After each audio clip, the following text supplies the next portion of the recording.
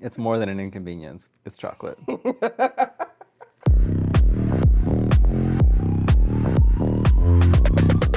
Let's go. Bonjour. Before we get into the episode today, I want to thank the sponsor of today's episode, Babbel. Babbel is one of the top language learning apps in the world. Using their app, you can learn up to 14 different languages from around the world, including Portuguese, German, Spanish, French, and more. And with over 150 real teachers crafting their lessons, you can be guaranteed the highest quality language learning. And the app is super easy to use. Salut, ça va? Salut, ça va? And it helps you learn the languages in ways that you'll actually apply them.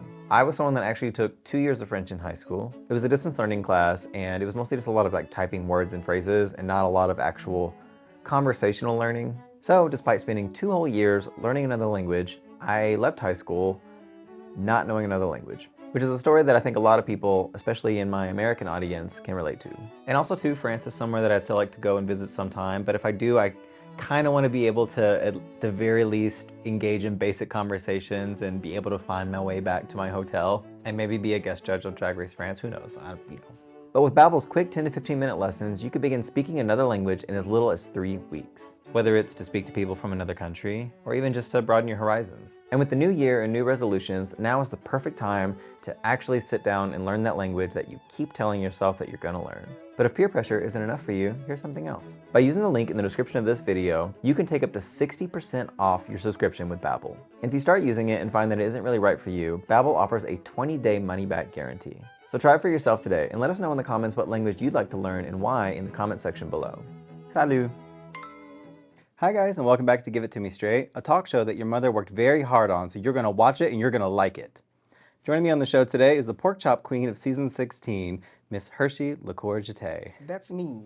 Welcome, thank you for coming. Thank you for having me. Yeah. As I said, you were the Porkchop Queen of season 16, but in your mind, whenever you got the call for Drag Race, you're going to the show, how did you think you were gonna do compared to the incident that we saw?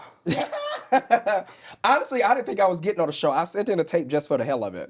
I just sent them the tape just so they could have one. I think you said on the Hey Queen interview that you actually put in less effort into this tape than you did on the ones prior. Yes. Yeah. I just kind of threw it together. Just here's something. This is what I do. This is who I am. This is what I look like. Good luck. Yeah. And then when, you know how you go through a couple of rounds of the call and they kept calling me. So the more calls I got, I was like, oh shit. You put in the Taco Bell job application with just your name and your availability. You didn't put your work history, your skills, or anything. Not even my credit score. And you still got the call. They said, you know what, you. Yeah. I don't know if that's a good or a bad thing. Yeah. Now that I know my placement. You're like, oh. Now it makes sense. You realize now the role that you auditioned for. Yeah. Hindsight. It's 2020. But whenever you're on the show, once you finally got the call, you're on the show, how far did you think you were going to go realistically? Once you're in there looking at all the girls, gauging the competition? I knew I ran the risk of it being either or. So I knew if this was going to be a fashion heavy season, I'm not a fashion girl. I take other people's outfits and make them look good on me. Okay. So if it was fashion heavy, I knew I was going to be in trouble. But if it was performance, all I needed was maybe 1 or 2 good performance challenges. And I would have annihilated all of those girls, which ironically, 2 of the performance challenges came immediately after I went home. Yeah. It's you go to the show and you think you're going to do great with, the skill set that you have, but then design challenges pop up and kind of screw you over. Literally. Yeah, And I don't think people realize sewing and designing are 2 different things. Designing is a talent. Yeah. So, yeah, for the record, a lot of people, they try to read me and they're like, the look I went home on, they're like, oh, maybe next time she'll learn how to sew. I know how to sew. I just don't know how to design. Sew. Exactly. Yeah. Because I designed a perfect, my blouse, I sewed the whole blouse. It was a lovely stitch blouse. Even Raja said that the blouse was well designed and nothing that was out of place. I designed the outfit because I put my little print in the pockets. I was proud of those pockets. Yeah, it's like your drag, it's like TJ Maxx, It's Nordstrom Rack. Yeah, the seams are done, it's hemmed kinda. And it's a great bargain. Bargain is a stretch. Is it true though that you got your car repossessed going to Drag Race? So repossession is a strong word. Okay. Repossession assumes that I like couldn't afford it. I just simply decided to stop paying for it. Oh, okay. It was either you pay for this car and you struggle a little bit more, Mhm. or you just take what little money that you can pull together and get on the show. Yeah. And the way I saw it was, this is an opportunity that literally thousands of girls every year are waiting for. I cannot pass this up. So whatever I have to do just to be seen, I'm gonna have to make it work. So I've had like that was my like fifth or sixth car over a lifetime. I can get another car. So come and take this car back. Yeah. You're like, I'll come back after the show, get me a PT Cruiser and be fine. Like, And be we'll just- okay. Yeah. And y'all can stop calling me and ask me for that money too, because you have the car, sell it. Yeah. So you are fine. What you want? You already got the car. What do you Sell want? the car. What's the problem? Yeah. What other concessions did you have to make to get to the show and get a package together that was good enough to your standards? I don't think people realize like we're also away from home. So that means like drag is full time for me. So I'm away from home. I'm not working. I have kids and everything is on my partner. So I had to, not only did I have to let them take my car, I had to save up for the 2 months of rent that we were going to be gone because I didn't have the money for that. So like, that's another element of it. Then I was taking care of another cousin at the time. He was a teenager. There was another element of it. We don't just have to have the looks. We also have to have the side challenges and extra wigs for those, extra shoes for those. I don't think people really realize how much money we're actually spending to be a part of this experience. And that number, like, it racks up really fast. And I'm just now learning actually that people think that we already have those outfits in our closets. That's not how this show works. To be fair, some queens they do, and they just try to make it work. So I think Silky is a queen that talked about how when she was getting ready for Drag Race, everything she brought to the show is what she already had in the closet, and just kind of tweaking stuff. Well, I mean, Yeah. we saw what she wore though, so blessings question mark. But you got some stuff you can tweak because you have to financially. Yes. Some queens they get custom garments for every runway, but that's not. I'm not that girl. That's not I'm an like, option for everybody. I'm a leotard and boots girl at my shows. So when they said, yeah, we need you to come up with a look for Mother Goose, who the hell is sitting around with a Mother Goose look in their closet? I don't have it. No. I think it's a little easier for, I don't know if you could say easier. I was going to say for queens that have like just do general dance costumes and vague outfits, but then again, it doesn't help you on the runway. Like you might have an outfit, but you're not going to win the runway for it. Exactly. Yeah. And that's what everybody is watching for. Insert all the Vegas queens here. That's none of my business. Yeah. She said. You're a church lady. You don't gossip. I'm You sorry. just, yeah. But it's especially difficult for you though, because on top of getting everything ready, you also had like children to take care of. Yes. And as we were talking earlier, diapers ain't cheap. $50 a box. Yeah. $50 a box, and they don't give you many in that box either. And so you're going to Drag Race thinking you're going to be gone for a couple months. That's a few boxes. You got to stockpile and be ready. So Yes. basically the car payment that you forwent went to like 3 boxes of diapers. And the rent. We ain't even getting to the Drag Race package yet. Oh, yeah. Especially the rent. I cannot imagine living in LA with kids on like a drag queen salary. It's not much at all. Like, you got them I'm being very lucky because my partner actually works in tech, and he's, I don't want to use the word lower tier, but he's like, he makes pretty good money, but he's on the lower end of what they make in tech. So like, it ain't like cashing us out or anything like that. So like, both of us were making a lot of sacrifices for this to work for me. And I just really hate that people feel like, I really hate that the thought is I didn't do enough to get ready for this show when I literally sacrificed everything to be a part of this experience. I hate that that's the thought. But I mean, when you don't know what you're talking about, you don't know what you're talking about. Yeah, that's true. Some people like, who was I talking to recently? I was talking to somebody about how like a lot of people can't fathom being poor. They think they know, but unless you've actually been poor, you don't know. I don't think people realize not only being poor, but how poor people can actually get. And I think after people get on Drag Race and they see like, this is a very big opportunity for a lot of us. And I think they see that side of everything, like after it's all over. But it's a whole bunch of regular working girls. I was one of them myself, where those tips mean if we eat or not that week. Those tips mean if I got money to a lot of us ain't got no car. I ain't got no car. So those tips mean if am I getting home or am I not getting home? Like some girls are literally working just to survive. And I really think that part of drag is not appreciated enough. Like how much we really sacrifice and how much we really work because we love what we do. Yeah. Not because we're just putting on makeup and trying to play pretend. Yeah. And it's hard too because like you come from whatever situation you come from, you go to Drag Race and everyone is compared evenly across the board. You Yeah. know? But not everyone starts off on the same foot going to Drag Race. At you know? all. Again, like I said, like, and no shade to the people that go there with amazing garments, you know, it's like a lot of networking, like you worked and you know. If you too, got it, but- you got it. Yeah, I've you got it, never- you got I'm- it. But it is Yeah. difficult when you're on the show and you scraping together your package made with Joanne coupons and a dream, and someone else has stuff made at $3,000 garments made by designers for every Exactly. runway. You just never like, and I knew what I was getting into when I went there. So I'm not. I think the people online was trying to make me bitter.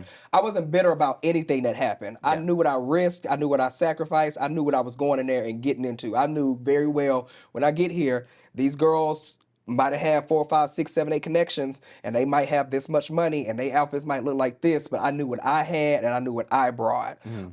Frankly, and I can say this with, you know, my whole chest, that, like, I feel like I was one of the more legendary pork chops that came across the season.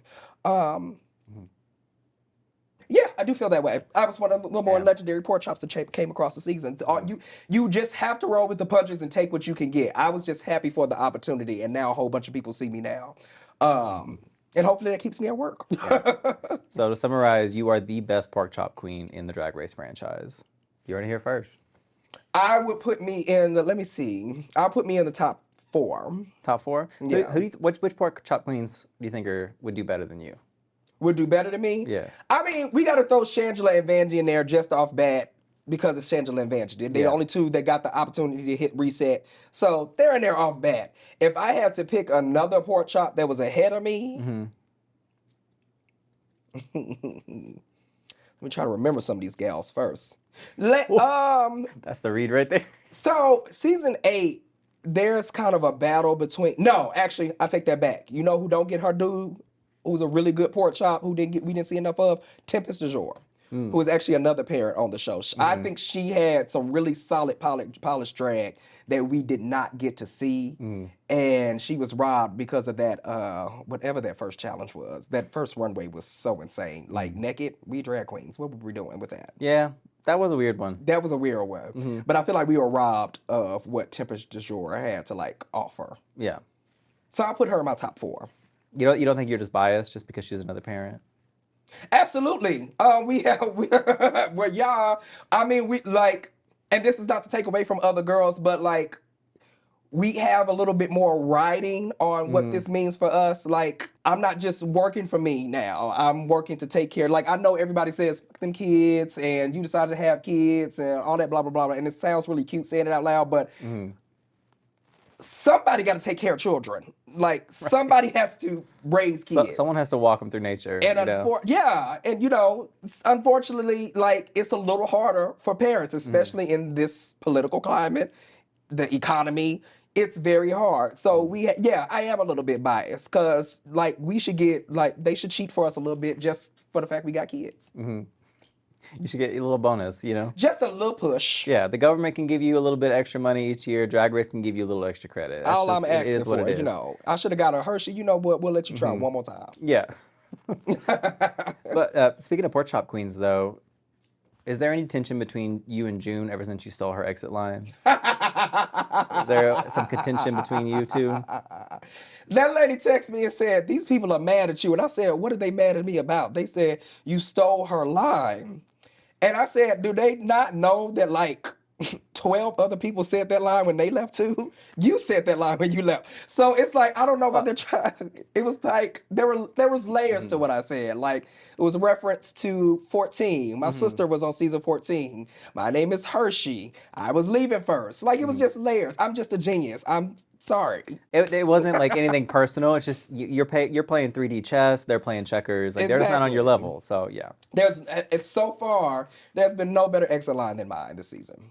But as we mentioned, you are a parent. For those that don't know and haven't been keeping up, like, how did you come into parenthood? On accident. So it was literally, actually, I remember with what we were doing today. Me and my boyfriend were taking a shower. And I don't know why he decided to spring it on me then, but he asked me, how do you feel about becoming a parent? And I said, huh?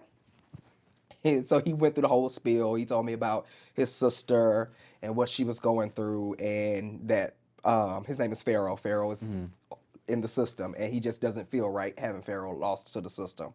So he wants to be his dad. And I said, okay, well, yeah, do your thing, girl. I'm not going to stop you. And he said, no, I want you to be his dad too. I said, huh? His dad too? I'm not gonna lie to you, it took me a couple of months to get to that yes. Because around that time, I was on another reality show, and my drag career, I had finally started doing drag just by itself. Like, I didn't have to work a regular job. I could just do drag.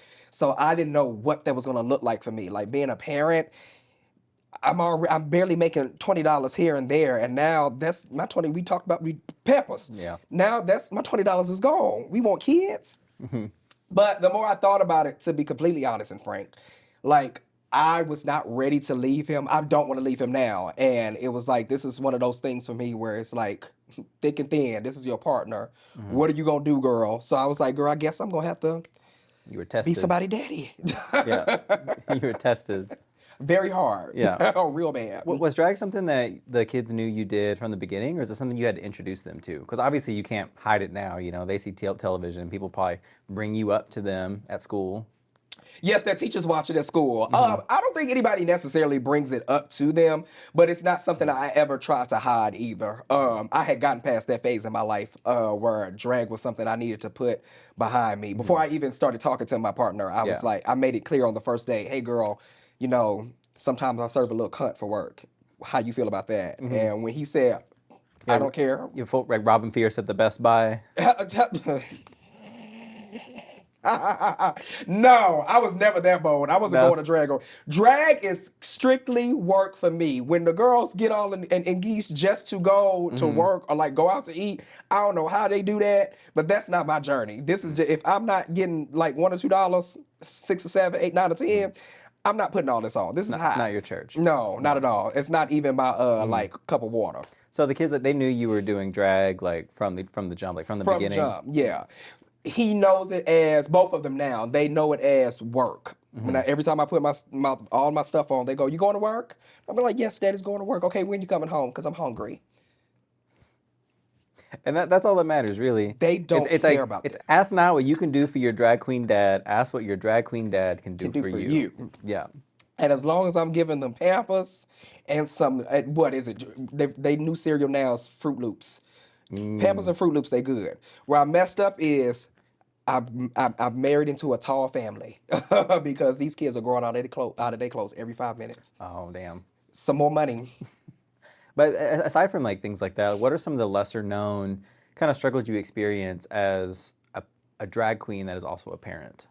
I know we're all tired, but I don't think people realize how tired I actually am. Cause there's no stopping or there's no pause or breaks for me. Like, because you work late at night and the kids are up early in the morning. They have to go to daycare every morning. We're sharing a car now, so I take my boyfriend to work here and there.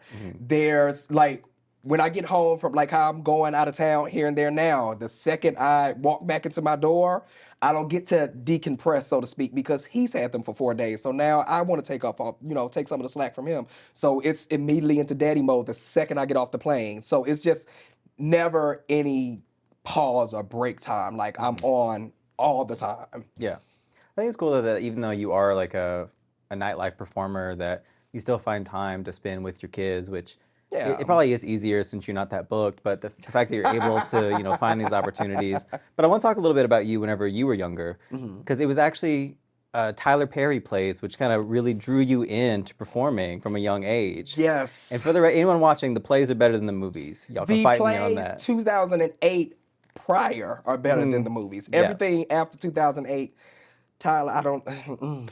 Yeah, like I Can Do Bad All By Myself. Medea Goes to Jail, like that era plays. That era was really solid. I don't know if it was the money. We need to get broke Tyler Perry back. Right. We need poor Tyler When Perry he was back. doing Medea for his life. Yes. Yeah. Because now he just do it because he bored. I need like struggle Tyler Perry back. So Yeah. I need that hunger back in his writing. Yeah. It's not the same. Now Medea is just sitting in a mansion, kicking her little feet up with some Louis Vuitton flip flops. It's not the same anymore. It's not. It's not. She's mad every 5 seconds. And like, who is really her family? Because I need that storyline. I need her like family timeline explained because she got so many kids and so many nieces and nephews. I'm sorry, I'm going off on a tangent. We'll have a separate sorry. video where we break down the Tyler Perry lore. I apologize. That yeah. I went somewhere else. No, I understand. Yeah, it keeps me up at night too. I'm right there with you. But what was it about like the Tyler Perry plays that really like drew you into performing? I just always been a creative little kid. Like I love writing. I love making up stories. I love being in a different fantasy, in a different fantasy bubble. And Tyler Perry was the first time I saw somebody just like create something from scratch and gave you something to watch and gave you a brand new story and a new scene. Also at the time, I grew up in a Bible Belt.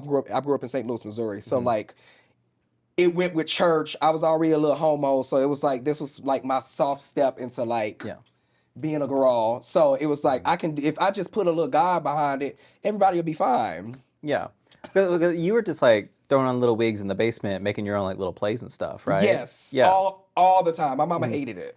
I was gonna ask like what her reaction was, because obviously you can justify it by being like, oh well, Tyler Perry's doing it. I'm just like Tyler Perry, but obviously with you, there was a little more behind it. That excuse ran its course, and she was tired of hearing about Tyler Perry. She was like, "No, why are you putting on these damn wigs? What is happening with this? Because this ain't cute."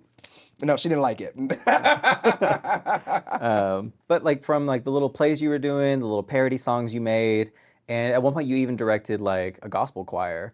Yes. So, Multiple, like I think like at the max 12. I was in my high school gospel choir. There were like 4 or 5 choirs I was in, like outside of school, multiple church choirs. Like I was in church. I was a church cigarette. Not church cigarette. I got it. But it seems like you always were drawn to music. Is music an avenue that you wanted to go down, or has it always just been like an extension of your drag? No, it was supposed to be music at first. I auditioned for American Idol 3 times. I did X Factor twice. And there was something else after that. I did another show too, and I can't think of it right now. But yeah, music used to be first, but I kind of let the church like beat that out of me, so like people can hear that I can sing. Like I'll hum a little something here and there, and people like sing for it. Like no, traumas behind that. I don't want to. So something like that, like going on Drag Race, doing like a talent show. Why didn't you actually do like actual singing instead of just like rapping? I am super harsh on myself, and that was another problem with being part of this show. Like I beat the hell out of myself when it comes to like how I critique myself, how I judge myself. Like I can't even watch the episodes like of Drag Race because of how hard I like go at myself. And singing was just one of those things I let people take from me, and I'm still trying to like find it again. If that makes sense. Yeah. Well, honestly, it's like a blessing then that there's not too many episodes that you have to relive. So Absolutely, that's really because good. I was going through it. Yeah. As a matter of fact, Whiplash is hard to watch because that wig, like the people, I was standing my So ground. that wig while was the whiplash. I mean, it wasn't enough to whip or lash. Like it was very flat. But on top of being flat, it is also a great deal on Amazon. So get yours today. It's $40. Oh, you pay $40? Yeah. Oh, you better update your Prime. You better refresh that link. If you comb it out a little bit, it'll get volume. I just forgot to comb it out. It gets volume. You left it on mute though. Yeah. But yeah, you know. I left it on like 3. I was on 3. Yeah. Yeah. Like just loud enough where you can hear it, but not loud enough to wake your mama. It's like, what is that? Yeah. Yeah. But with your drag character of Hershii, you've said before like that your drag character isn't a woman, but it's actually a boy dressing in his aunt's clothing. Is that still who your drag character is now, or has it changed since then? I don't know who my drag character is now. I kind of been lying about that for a while because I say she's an auntie. Like it goes back and forth. Sometimes it's a boy dressed in girls' clothing, but now it's leaning more towards like auntie. I would say I'm a glamorous auntie. Everybody knows I say I drive the Nissan Altima, the number 70 bus downtown in Los Angeles. I got 3 kids and a gold tooth. I was gonna say, because like you talked before about how your drag character wasn't a woman, but just a boy playing his aunt's clothing. But then like looking at your drag now, like this is giving a lot more woman than like what you said your drag character was. So I was curious like where you were in the journey of your drag character? I think being part of Drag Race, because I was so focused on just performing and just making money, just trying to survive when it came to like living in LA, being in Drag Race and seeing people like Nymphia, seeing people like Saphira, seeing people like Plasma, it made me like Megami too. Like it made me look at drag overall differently and how far I can actually go. I don't think I was giving my creative mind enough, like, what's the word I'm looking for? Enough room to stretch its legs. Because for a lot of us, to be frank with you, especially if you're a working girl in LA, all you're thinking about is your next gig, your next working gig. When is the next performance? Okay, what number am I doing? You don't have time to think about like buying some $1,000 expensive gown to perform in, because like they don't appreciate that shit. What am I spending that money for? If they about to give me $20 back, they don't appreciate that. Yeah. But no, being around that type of talent in that room, like really made me push and like go, girl, spend that extra dollar. You might not have that $300 for that wig, but just spend it anyway and just hope for the best. Yeah. It's like, just let them repossess the other car. We're fine. We'll figure it I out. did it to get on Drag Race. You know what? Just hope for the best. Yeah, the kids can go without Fruit Loops for a little while. It'll be fine. It'll be all right. Just generic brand. So would you say that like who your drag character is and who it's going to be has been kind of shifted ever since being on the show? I would say not shifted, but more so made me realize what my drag was always supposed to be. If that makes sense. I don't feel like I've changed my thoughts on how I wanted to look or how I see myself. I just never pushed past on it doesn't have to stay here. You can elevate beyond this. Why not make higher hair? Why not pay more for hair? Why not put on nails? Girl, how about like some different lashes? Like really like updating myself. Like I put myself in a box somewhere during my time in LA, and I don't know when that was, but being on Drag Race really made me look at myself and go, no, I need to go a little bit further than this because I'm better than this. Yeah. Yeah. How would you say though that your drag character now is different from Miss Dawntontalisus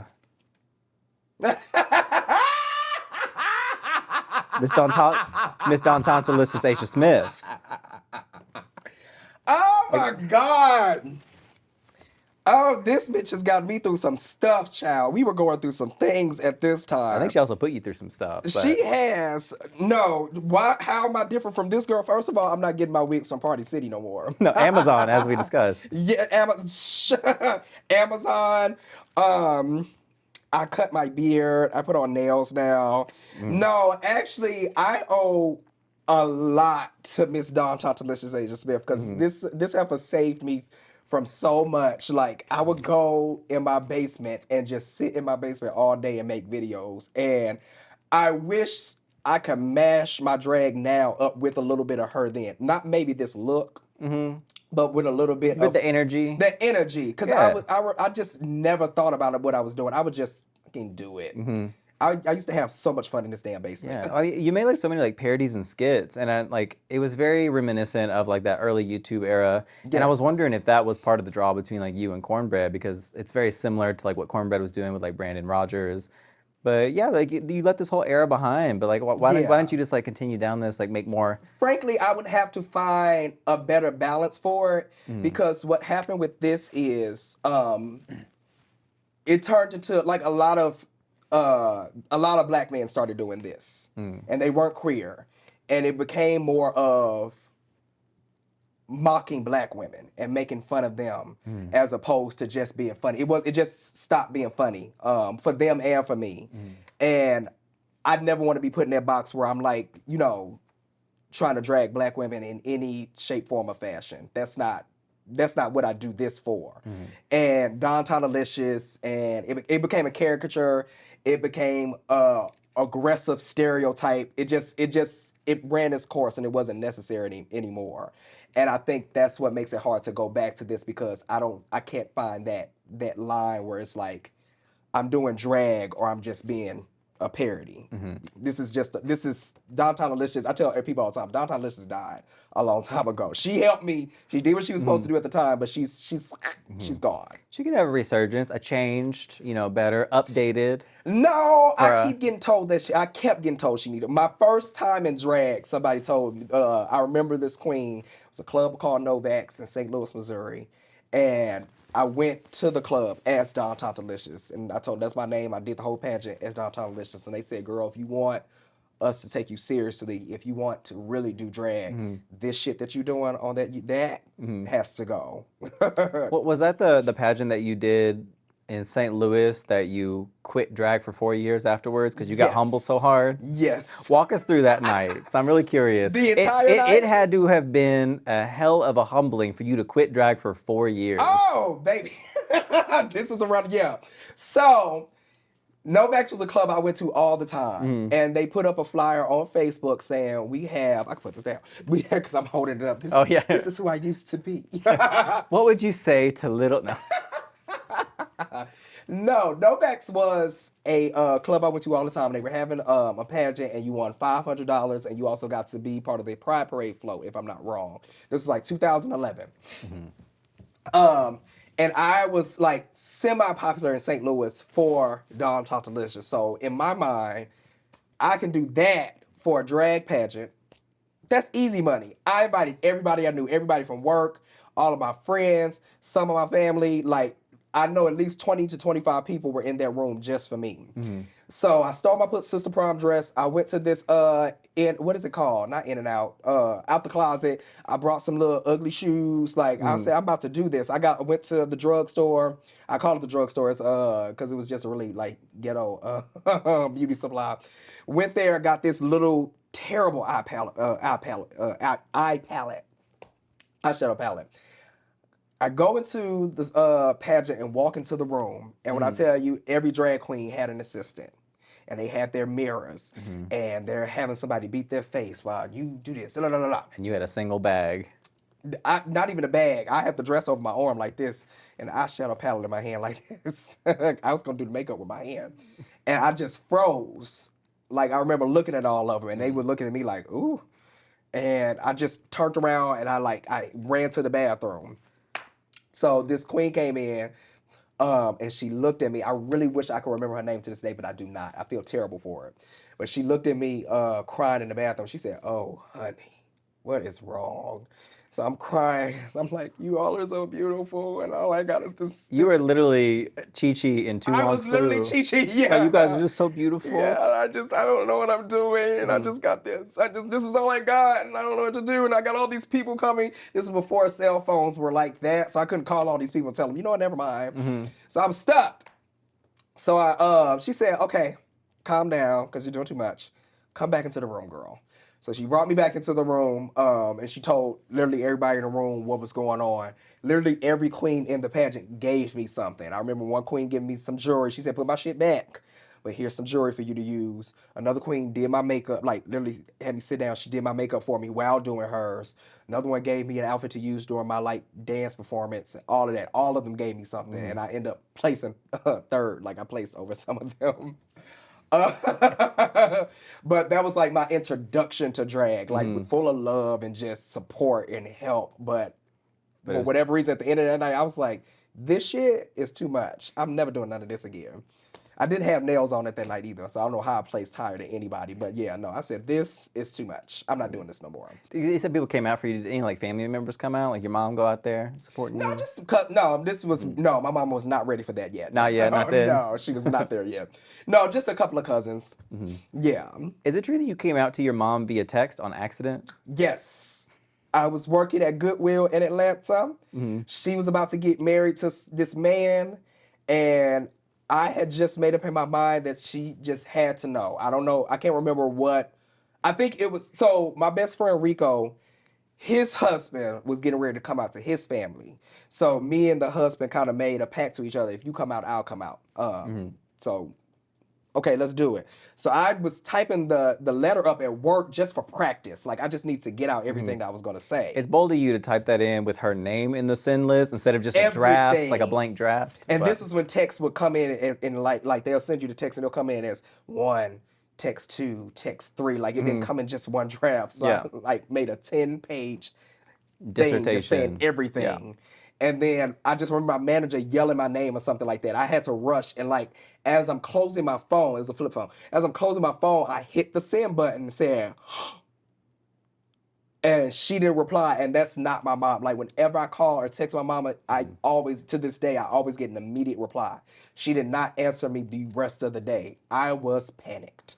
I'm just imagining the cartoonist just like You know flipping how it in back anime, over? when like they have glasses on or something, and their glasses turn white when they do something silly, Yeah. or like the room is black around them and the camera like slowly pans out. That's you in a Goodwill. That's was me sitting in the middle of Goodwill in this apron, just like, Then you had to go back to your I had to work shift. the rest of the damn shift.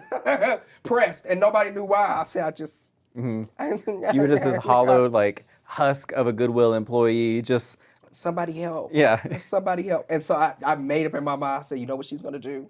She's going to call me back, and she's going to disinvite me to her wedding, and I'm just not going to have any contact with my family ever again. And I just need to be prepared for that. I just made up in my mind I was just never going to talk to family again. And she pissed me off because she had the nerve to call me back and say, you know what, I love you, and I accept you, and all that other bullshit. I was like, girl, I'm prepared for trauma. What is this acceptance? Excuse me? Like I like once you hit the sin, you were fully prepared. Like, okay, so I'm gonna leave town. I'm gonna change my name. I'm I gonna. had already left, so this was when I was in Atlanta. I'm not Okay. in St. Louis, so like it was easier to Yeah. accept that I just was never gonna see any of my family again. You were prepared to go full witness protection. Not even like, you know, back in the other cartoons where they would have the little stick and the little all they stuff in the little bag. Like that's how Oh I felt. yeah. I'm just never gonna see any of you ever again. Whenever you came out to your mom, did you come out as gay or bisexual? Because you said in 2013, you said somewhere that you were bisexual. Is that still the case, or at some point? No, I was definitely lying to people saying I was bisexual. Okay, okay. No, I didn't. No, I told her I was a whole homo, but like I was definitely lying to people. It made me feel better to say bisexual. It's for a lot of gay people, It'll that's segue. just like our like. It softens it a little. Yeah, Yeah. it's like your coffee. In that same thread though, you also said that when someone asked if you eat booty, you said you would never. Do you still stand by that, or was that also a lie? I stand directly by that. no? My partner is a Puerto Rican and black man, and so he has a lot of hair on his body. Oh, I don't okay. believe in putting my tongue on that. Okay. He's got like a butthole, like a Brillo pad. Listen, okay, it's like that wig up there. You leave her alone. She's been through enough. It's that wig up there. No, thank you. I'm okay. So like all the stuff you've been through, you still won't eat booty? No. No. I was a little pain, but I'm not putting my mouth back there. I just don't believe in that. That's fair. we all have our limits, you know. And that's definitely We all have our line in the sand, you know. Yeah. That's yours. No, that's my I drew that in the concrete and let it dry. Yeah.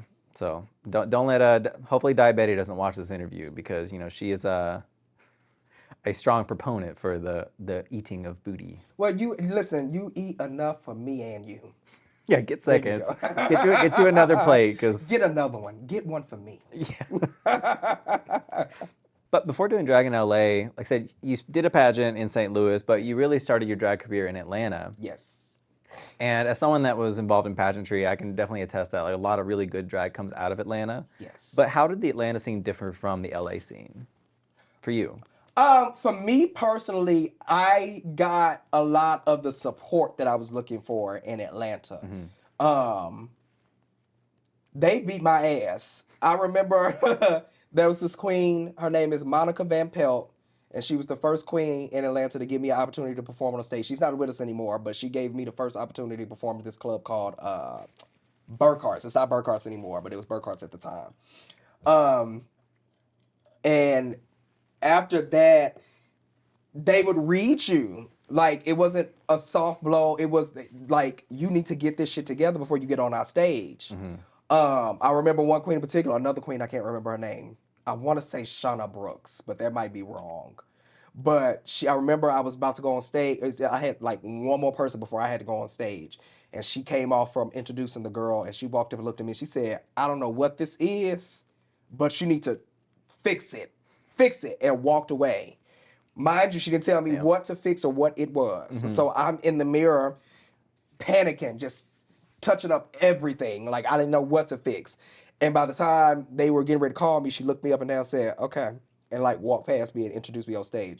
I found out like a month later it was my pants. They had shifted. I don't know why she couldn't just tell me, fix my pants, but she said, fix it, and like whisked away from me. But that was like the majority of my experience with the like more seasoned queens in Atlanta. Like, this is what you got to do to get your shit together, girl. Even some in St. Louis, like I said, in St. Louis, like they were telling you, like, if you want us to take you seriously, give us something to take seriously. Stop playing. Yeah. Like a lot of the stuff that you learned from the Atlanta scene, do you apply as a parent? Like your kid comes in an ugly outfit and you're just like, you need to fix this. Absolutely. Yes.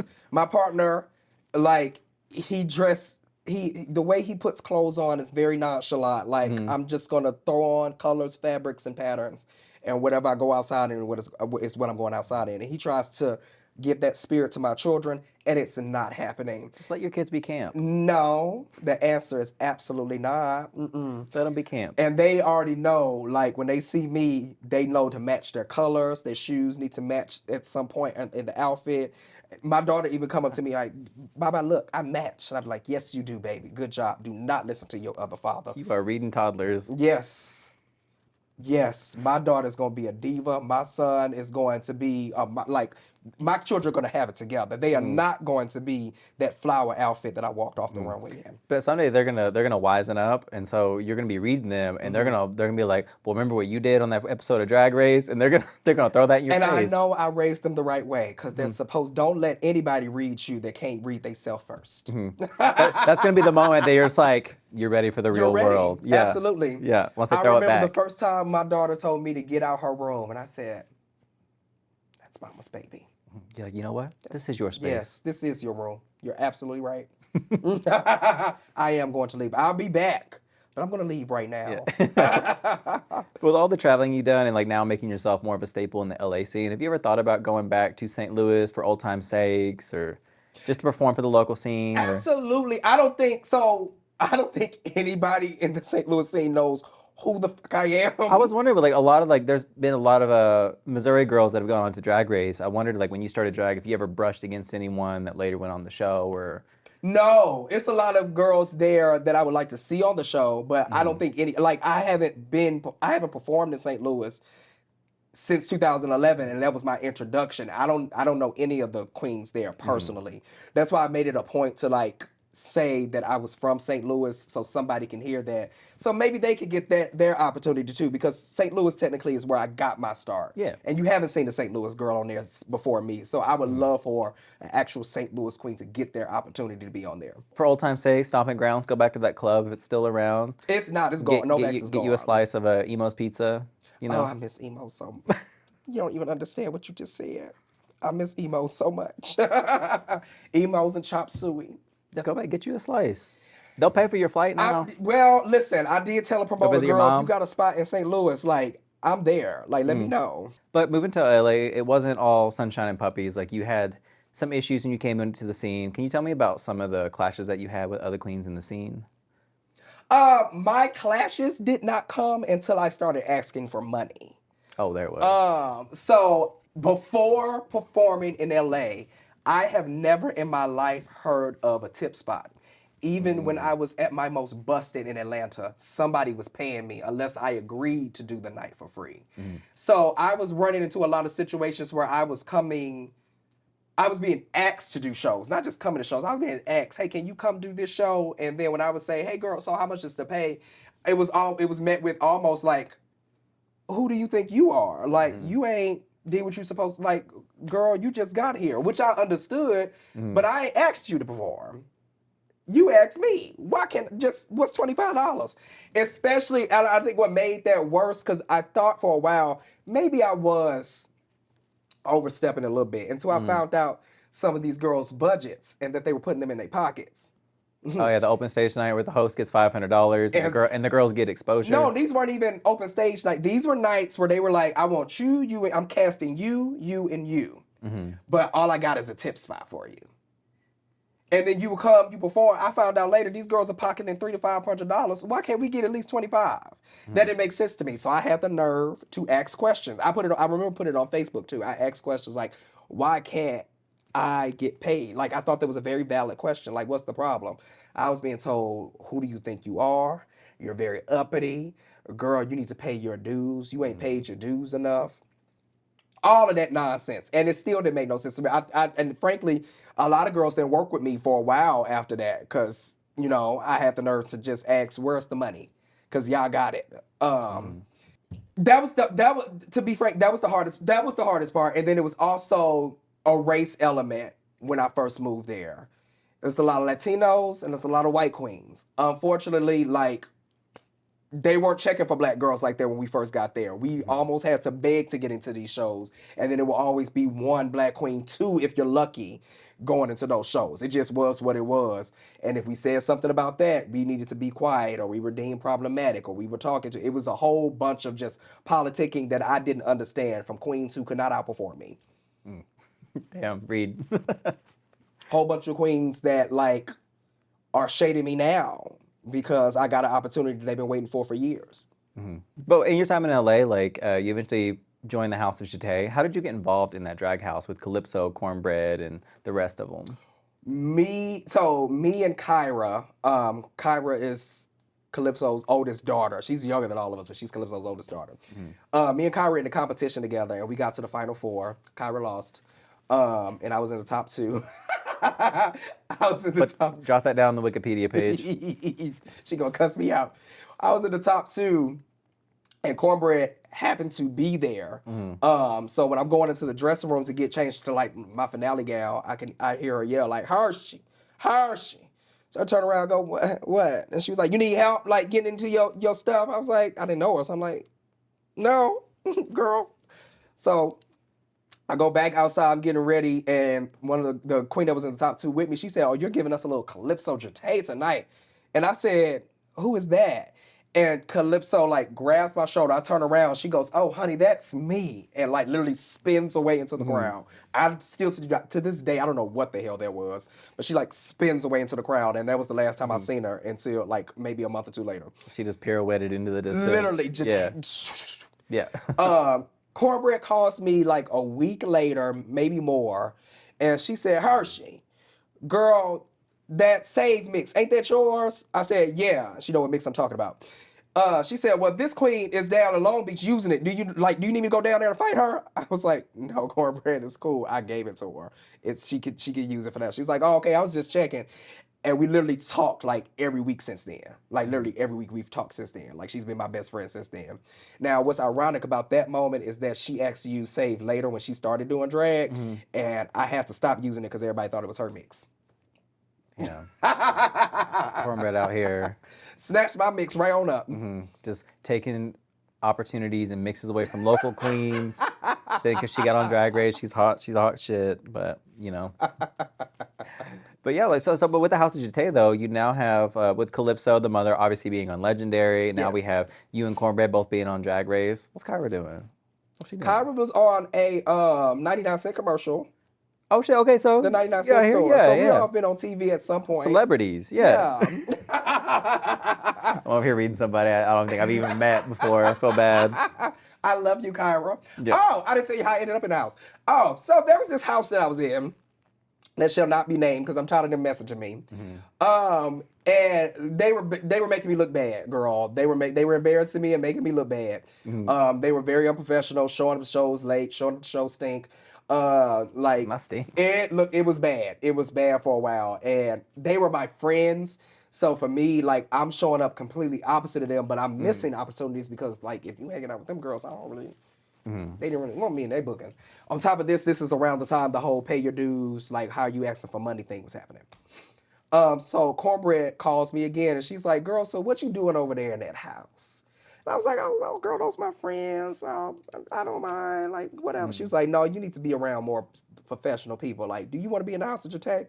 I was like, I mean, I would if Calypso likes me. I ain't really talked to her like that. Now, mind you, this the last time I seen her, she had, like, whisked away into the club. Yeah. So she was like, okay, give me 5 minutes. And she hung up. I didn't hear from her for the rest of the week. Literally, maybe a week or two after that, I get a random text. Okay, you in the House of Jete. Mind you, I ain't seen Calypso since she whipped away in the club, and she just let me in. So, yeah. Just meant to be, I guess. So far as you know, she was a ghost. She was a phantom, and all of a sudden, now she's your drag mother. She's my drag mama now, and I was like, oh, okay. I know with House of Jete, they're also involved in ballroom. Are you involved in ballroom too, or? I've done a couple, but no, I'm not in ballroom. Like I think Kyra and Calypso are in ballroom, and we have our youngest Jete is Hazel. You don't walk Butch Queen or anything? No, like I need to get nerve for that. I don't have enough nerve for that. Like you think Drag Race is bad, but ballroom will make you question your whole life. See, that's why we need Miss Dawntontalisus Jete. No, we don't need her. We definitely don't need her. She's got the energy. She's got the confidence. You know, she has the confidence. Yeah, she's got the spirit. She just don't have anything else to back it up. Yeah, you know, you got the bones are there. You just got to, the foundation. It's set. You know, is it? I'd say it was a strong foundation, but it's there. It's a ghost foundation. Yeah. It's one of those houses that's like on the stilts. It's on the a side of the bought cliff. property. It's a bought property. I wouldn't say foundation, but the property is right there. It's a fixer-upper. There you go. Yeah. You can flip it. But with Drag Race, did Kornbread help you with your audition tape at all? I know you said you didn't put a lot of effort into it, but did she help kind of guide you, like, hey, don't do this, maybe do this, etc.? We helped each other. So I made her audition tape, and I made mine, but she helped me through the question and answer portion because it's very I like bouncing off of people. So she helped me through that portion, and she also helped me with my outfits that I put in my tape. Kornbread's been one of the biggest helpers that I've had this entire time. Like she walked me through this whole experience. So yeah. Well, I mean, not walked you, but she helped you. Yeah, not with that ankle, but she did assist me through the whole experience. Right. and you assisted her upstairs, and I didn't do that. I didn't help her through that part. That was on her. She was on her own with that ankle. But the past few years have been like a whirlwind for you. As I said, like you became a parent, you really kickstarted your drag career, got on Drag Race. But with the highs also came like a lot of lows. And it was a few years ago that you found out that you were positive with HIV. Yes. How did you come to that realization? Because I know it wasn't the most typical way for people. Oh no! I was trying to get a little a gift card for Target, and walked out with a little bit more. No, my drag mama, she works with Reach LA, and they do free testing. So they were trying to get people in to get tested so they could get some funding. I'm assuming Reach LA don't shade me if that's not true. I really feel like that's what the case was because a lot of us was there. And I think I was literally the only positive result of the day.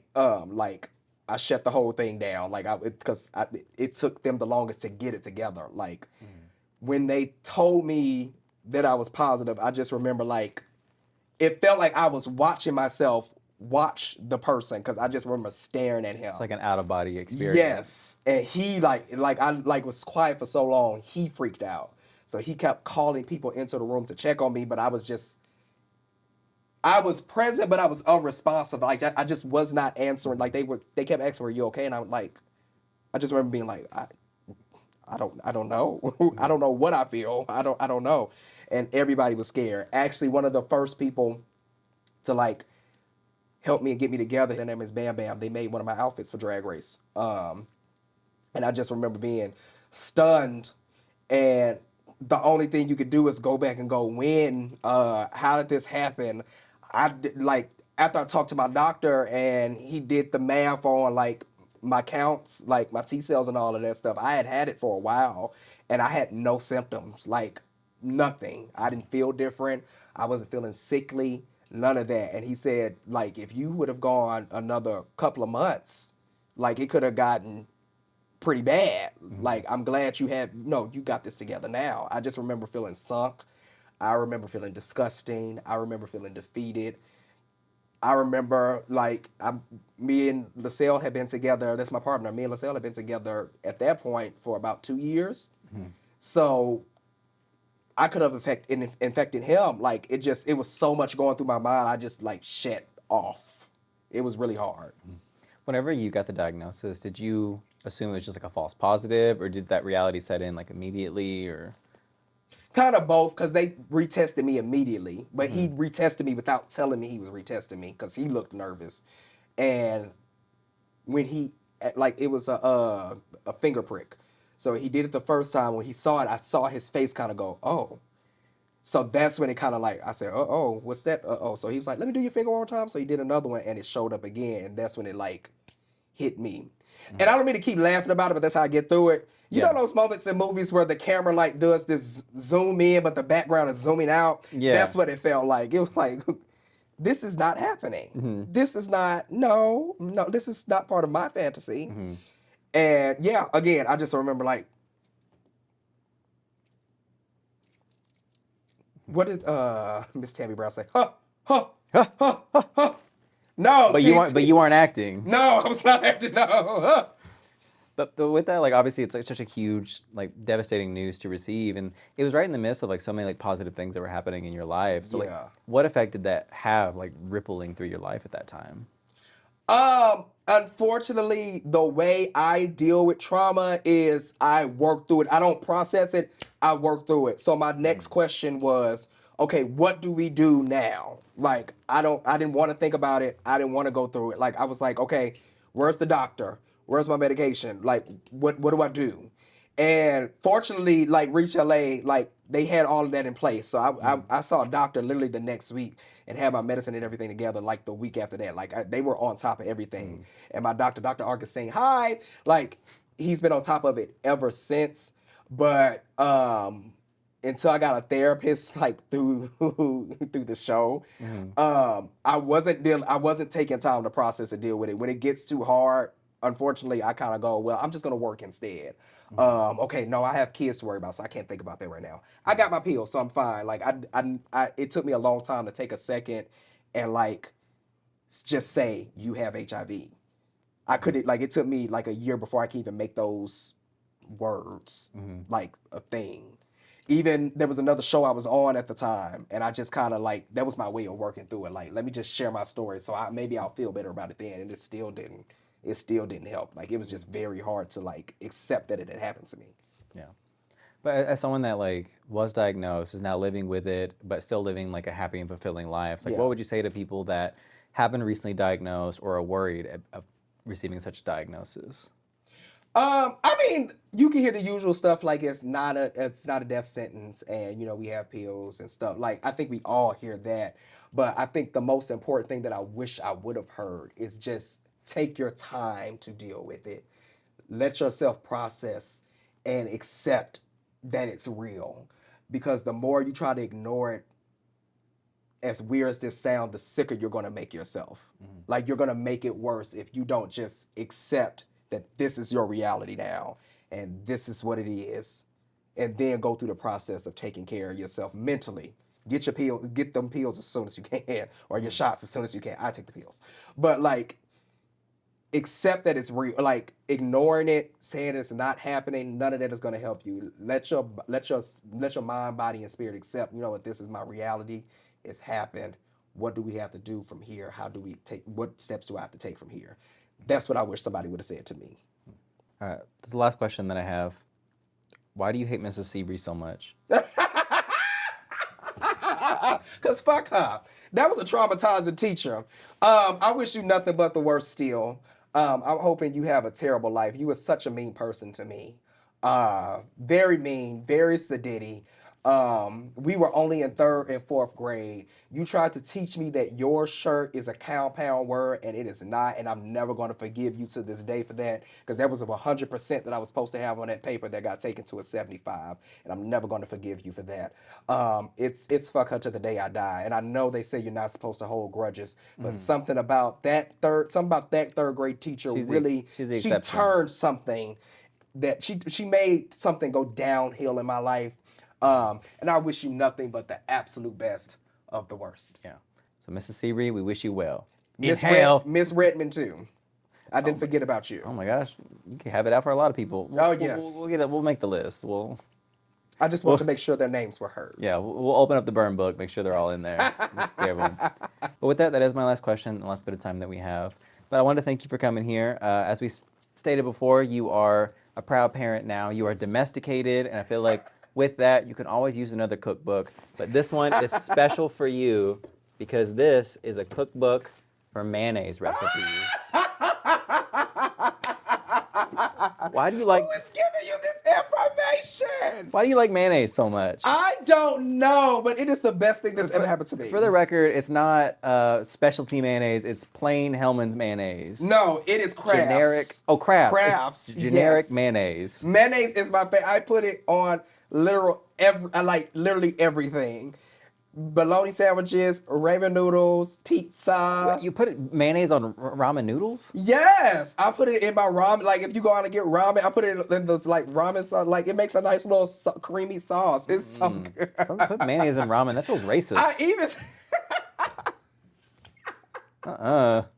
I even put that in my Meet the Queens. They asked, "What is an unhealthy obsession that you have?" I said, "I have an unhealthy obsession with mayonnaise. Like I love Kraft mayonnaise.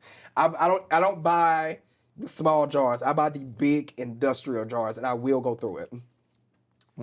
This is so. Thank you so much. You don't even understand what you. Wait till I show this to my partner. Yeah, you're actually going to use it. Yes, I am. You think it's a game? I'm about to.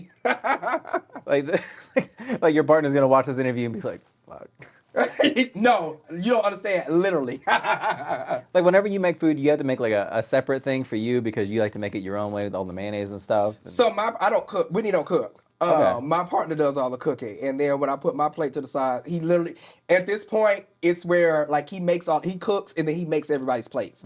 So he makes the kids' plates. It's the looks you get. I'm just imagining mayonnaise in all this food, and I like mayonnaise on like a little turkey sandwich or something, but I can't fathom Absolute just extra eating... mayonnaise on every. I had a sub sandwich. I had this turkey sub sandwich today, actually from Subway. Extra mayonnaise, and like they run it across. I said no, please don't be scared to make it sloppy. Just run it across there, girl. No, he makes all our plates, and then when he brings my plate, he brings me the jar of mayonnaise and just sits it there. I'm just imagining you like the kid in the peanut butter, but with mayonnaise just on the table. Just you know what I'm talking about? That's me. Yeah. That's me. I love this drink. I love mayonnaise. I love that drink. You're just drinking mayonnaise out of the jar. I love that drink. And it has to be Kraft's. Hellman's is second choice. Olive mayonnaise is cool, but and then I love Chipotle mayonnaise. Oh, and then girl, if you do mayonnaise with ramen noodles, get you some hot sauce. I'm not going to. Yes, you need to try it. I'm gonna make you some. And you get some hot sauce and mix it together. Oh my God. It's gonna be the best thing you've ever tasted. I'm gonna make you some. But just Yeah. No, that's... It is so delicious. I'm very like understanding of people and their journeys, and I know we all walk our different paths, but that is one I cannot follow you down. But I love that for you. I'm glad you found your happiness, and my condolences to the family that now is going to be eating mayonnaise recipes for the next month. But yeah, with that, that is our conclusion though. Where can people find you? What do you have going on? Like do you have any bookings coming up this year? Any tours? I'm assuming you're going to be at DragCon this year. I'm definitely going to be at DragCon. If you look on my Instagram page, because I don't even remember what cities I'm going to, but you can find all the cities that I will be going to, and I post them all the time. Please follow me on TikTok because I'm there talking shit all the time. I will be hating on the rest of my season 16 sisters for literally the rest of the season. As you should. Because they went further than me, so fuck them. That's your right. It's your right as a Porkchop Queen. Absolutely. Hello? Come on, somebody. And I think that's it. Yeah, I'm just trying to travel and make money right now. Do you have any ideas for like content or music in the either near future or far future? Stuff to look out for? In the far future, there is going to be a podcast / story for me. I write a whole bunch of queer stories. Okay. I'm going to do it in podcast form where like somebody's going to like... Kind of like the Great Kool-Aid, but kicked up again? Not like Grape Kool-Aid. Wow, you do some digging. This is insane. I heard that show and Jared is gonna lose his mind. Wow. No, it's more so like, I don't know, well, we wouldn't remember, but like back in the 40s when they used to have the radio shows where people used to do the voiceovers like on the radio, it's kind of like that, but it's gonna be in podcast forms. And it's just queer stories like in podcast form instead of like acted out on screen because it's much cheaper that way. Yeah, that's very true. So yes, by the end of the year, I should have that posted. Yeah. Oh, well, end of the year, I feel that's what I consider near future. Okay, near future. So, yeah, no, I'm definitely working on that right now. Yeah. I definitely say too, like maybe not bring back Miss Dawntontalisus, but maybe get back into like some little skits with Kornbread and stuff, you know? I think so. She's been sitting up in that bedroom. She needs something to get her out of the house again. So maybe doing some little skits. She does. She does. She getting lazy. Yeah. And are all your socials the same too? The same handle for everything? Hershii LiqCour, yep. Hershii LiqCour. Easy enough. And also, I will be coming out with my own mayo recipes book for you all to try at home. Once she tweaks these recipes, she's going to have her own book. So everybody can try their own mayo recipes at home. As a matter of fact, Maddy Morphosis will be the first to try it. Yeah, I'll also be the first one to physically throw up on camera. So your exit line should have been, "It's mayo." Oh, that's the name of your book. It's mayo. It's mayo.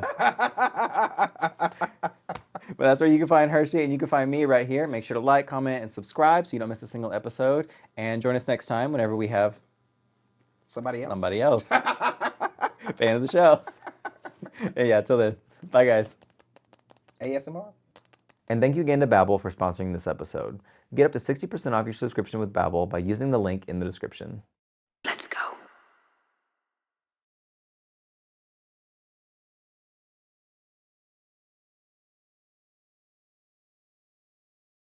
Golly, I thought I scrubbed everything from the internet.